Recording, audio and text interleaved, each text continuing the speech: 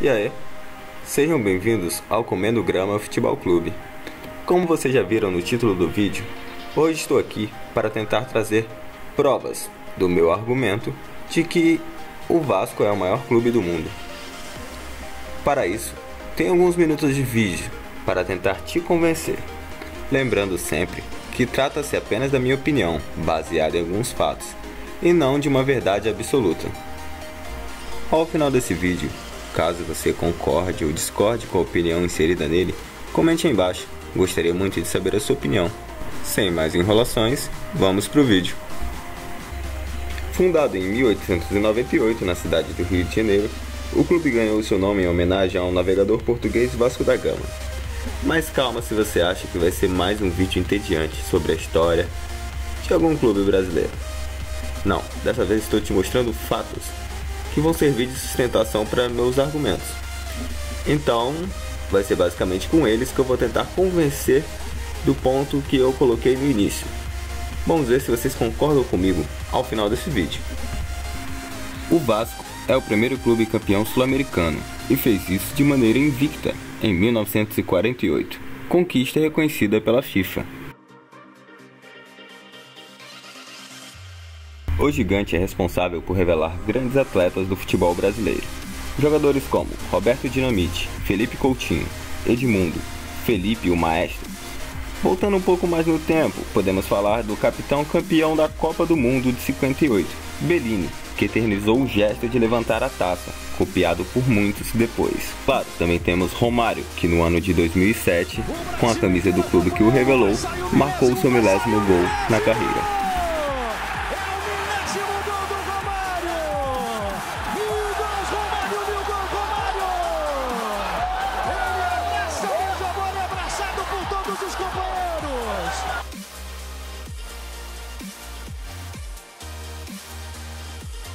Em 1957, aos 16 anos, Pelé vestiu a camisa do Vasco em um combinado entre o mesmo e o Santos.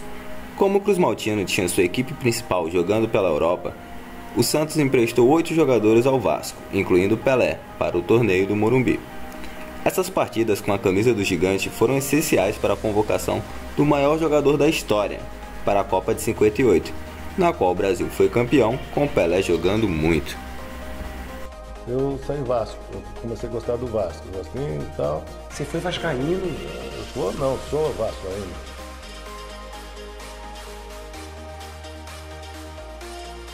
Agora uma curiosidade minha. Vocês já viram um time terminar o primeiro tempo de uma final perdendo por 3-0 e virar para 4-3 no segundo tempo?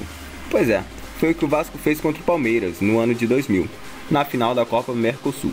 A virada ficou marcada na história, como uma das maiores de todos os tempos. Você coloca então a bola, vai bater finalmente o Jorginho Paulista. Ele prepara, vai bater, bateu bola entregando para o Viola na ponta canhota, bota no terreno, vamos escolher o craque do jogo, em nome do Guaraná, da maneira mais gostosa de ganhar energia, único Guaraná. E pode já tem com o sabor, vem Viola atrás do ataque do Vasco da Gama, driblou primeiro, rolou a bola, Juninho Paulista colocou, bateu na defesa, mandou Romário, guardou, é campeão! É campeão! É campeão! É campeão! Do Vasco, é do milagre, é da vitória, é da raça, é da raça. Para um clube estar no topo do mundo, obviamente que ele precisa dos melhores jogadores. Além dos já citados atrás e de outros que eu não citarei no vídeo, pois ele ficaria muito grande. Onde você acha que jogou o maior batedor de falta de todos os tempos? Isso mesmo, Juninho Pernambucano é um dos maiores jogadores da história do clube. Como a gente costuma dizer na gira do futebol, eles sabem da arte de catimbar. Vai o Juninho na cobrança da falta. Gol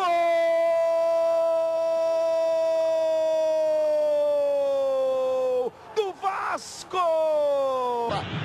Para a linha de gol. O Juninho está autorizado. Partiu o Juninho. Já bateu no canto. Gol!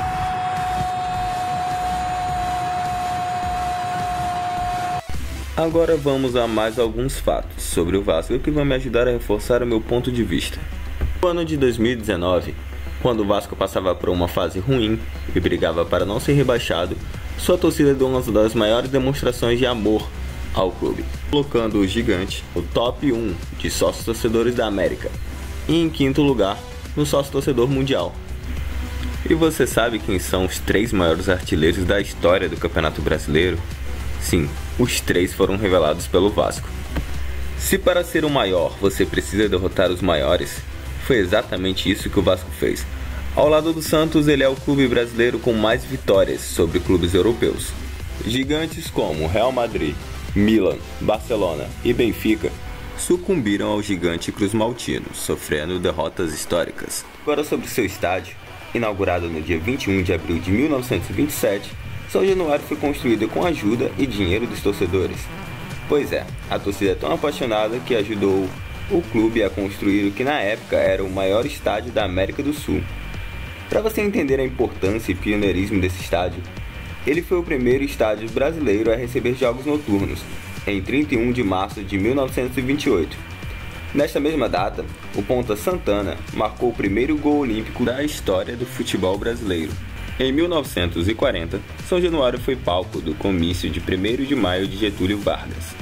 Na ocasião, o então presidente da nação brasileira anunciou a consolidação das leis do trabalho. Pois é, meus amigos, com todas essas conquistas que só o Vasco tem, com 4 títulos brasileiros, uma Copa do Brasil, uma Libertadores, dentre outros campeonatos vencidos, a maior vitória desse clube, a que mais nos dá orgulho, aconteceu lá atrás.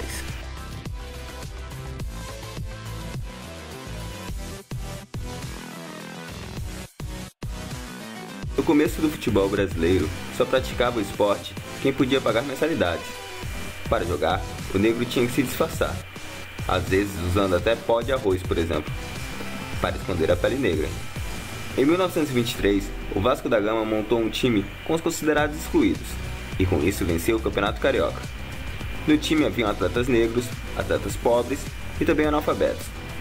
Porém, os outros times do Rio não aceitaram a vitória do Vasco e criaram uma outra federação, convidando o Vasco também, porém com a exigência de que o Vasco excluísse 12 jogadores, alegando que os atletas que tivessem qualquer profissão braçal, os que não sabiam ler ou escrever sem alguma dificuldade, e os que não tinham profissão ou emprego certo, não poderiam jogar pelo clube.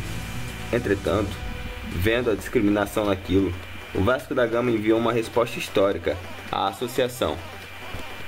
Em uma carta enviada à associação recém-criada, o Vasco recusa-se a participar da mesma, ficando assim em uma liga secundária.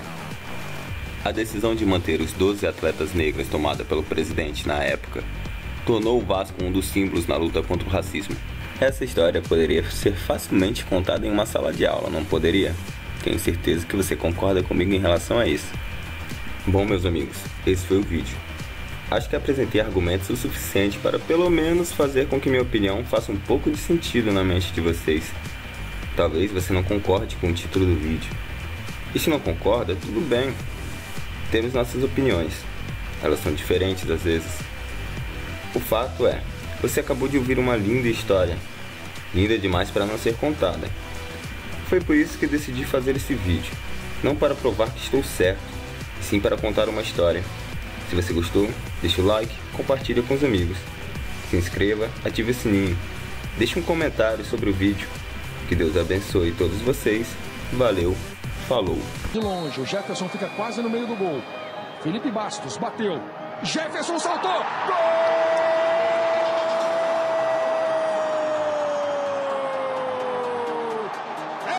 Espera de frente Galindo. Fagner que lo elimina a Galindo, colocará un centro. Insiste Fagner. Después supera la marca del zurdo Barba. Acá llegó para dominar la Juliano Fernando Cano. Tocando con Bernardo Caño contra Peña, que bien la hizo. Es un golazo de Bernardo. ¡Bernardo! ¡Gol! ¡Gol!